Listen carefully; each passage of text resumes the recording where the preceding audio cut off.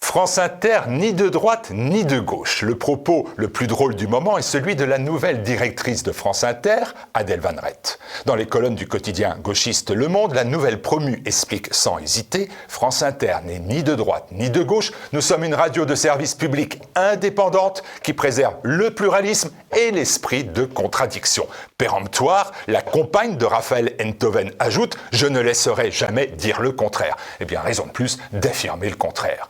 Financé par le pouvoir d'extrême centre qui désigne aussi indirectement ses dirigeants, France Inter ne peut se prévaloir du statut de média indépendant.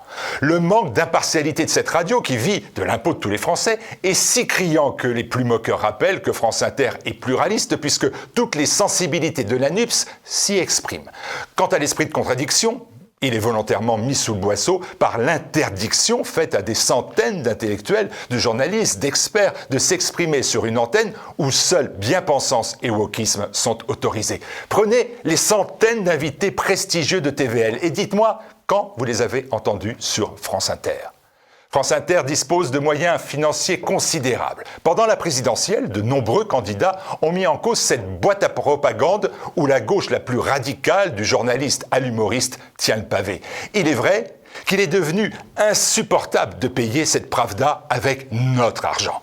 La seule voie rapide pour contrecarrer l'influence de ce média public, c'est de donner les moyens à la presse alternative d'exister, de se développer, de toucher toujours plus de Français. Le meilleur moyen de réduire les méfaits des médias publics, c'est de financer TVL, en tout cas à court terme. Moi, je ne vois pas d'autre solution.